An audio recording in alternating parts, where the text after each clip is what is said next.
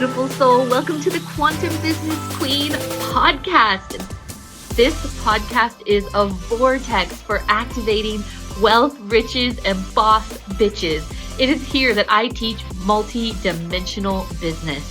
Our content will fall under 3 different categories: 5D quantum creation, 4D frequency alchemy, and the most potent 3D strategy. Every aspect of business that contributes to the creation of success is covered here. Plus, I will be personally interviewing the most amazing boss bitches that are at the forefront of the game, paving the way for money, magic, and magnetism in business. Let's get ready to activate all of that within you. Hello, amazing human. Welcome to this week's episode of the Quantum Business Queen podcast. I cannot believe we are rounding out 2024.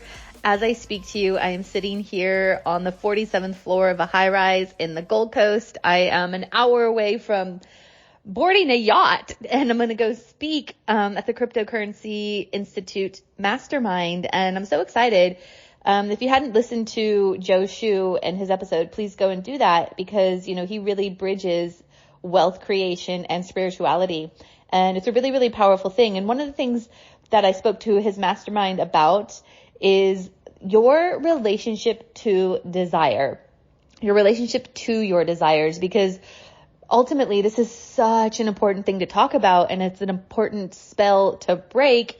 If you suppress your desires, if you have shame around your desires, if you think your desires are wrong, because ultimately your desires are messages from your soul. And so I want you, this is going to be a short and sweet episode, just an FYI, but a powerful banger. Just putting that intention out there. So here's what I want to say. I want you to tune into your desire, whatever it is, without get a piece of paper and write your desires on the paper as if it was a magic genie. My desire is to have $50 million.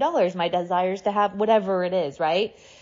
And I want you to do it without judgment, without shame, without, will this ever happen? Any of the narratives that are attached to your desire. Now, desires are a really, really, really powerful thing.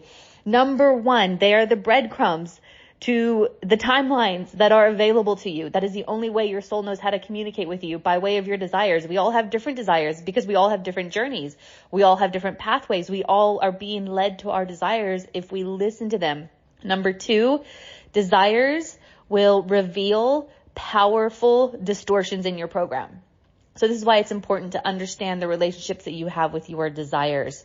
So if you have a desire and you tune into the feeling of the desire, and the desire actually feels heavy, it's because there's a negative belief system attached to the desire. You don't believe that your desire is true. If you have a desire and you get excited about the possibility of it, you know that that's a clean desire. I call it a clean desire. Is it a clean desire? If your desires are not clean, you got to clean that shit up. Forgive the language. And the way to clean that up is to sit into the desire. Like I said, but get visual with it. List them all out. List all your desires out. Go through them one by one. That's to be an author for a publishing company, to be on Necker Island with Richard Branson, to make millions of dollars, specifically $20 million, whatever, 10 million, I don't know, 5 million, whatever it is. And I want you to sit in the energy of each desire you've listed. Find the love of your life or whatever. For example, if you sit in the desire of, I want to find the absolute love of my life, and that feels heavy, it's because you most likely have attachment cords from the past that are feeding in beliefs and future projecting into the future and basically cock blocking your desires. So if you don't have clean desires, if your desires are attached to a negative emotion, so if you're tuning into your desires and number 1, you don't believe they're possible. Number 2, they feel, I'm not even going to let myself desire this because I don't even think that this is available to me. Whatever it is, you've got to have clean desires if you want them to come into fruition. So your relationship with desires is a really important and really powerful thing. Lots of churches and institutions all around the world have cut us down and taught us to have shame around desires, especially in Australia. They talk about tall poppy syndrome. If you get too big, you get too tall, we got to cut you down. And so there's been this subconscious undercurrent of shaming our desires. So we need to get super conscious with them. We need to get super clear with them. You need to be literally physically looking at them, feeling into them, and cleaning them up. Once you clean up your desires, this creates a really powerful congruency. And when you can tap into the energy of your clean desire and it lights you up and it expands your soul, number one, you've done a lot of work to get there because you've had to clean the past. You've had to shift out the justifications. You've had to shift out the old stories, cut the cords of the old timelines, and really sit in the purity and the essence of what is available to you, because your desires are a gateway. It's a portal to what is available to you. And when you accept a desire for the pureness that it is, and you give yourself permission to say, yes, this desire is going to become my new reality. Guess what, my friend? It does. Most of the time, our relationships with desires is always pinned with, this is a desire, but I'm not even going to let myself realize it because I don't think it's possible. So immediately we're putting plugins to our desires, and we have impure desires. And so if you look at the desires, you look at what the plugins are to the desires. Oh, I don't think this is possible. Oh, my mom said I could never do this. Oh, I'm not worthy, or whatever. You never have to justify a desire. You exist means you are worthy of the desire. So look at all your desires for 2025. Look at the plugins that you've plugged into them. Are you even allowing yourself to admit that you have specific desires, or do you suppress your desires because you don't want to be disappointed that it'll never be a reality you get to experience, which is what the majority of humans do? If you just opened yourself up to receiving them and accepting them and cleaning up the plugins around them, you will find quicker than anything your desires will come into manifestation. They will come into fruition. I've experienced this in the most craziest of ways in 2024.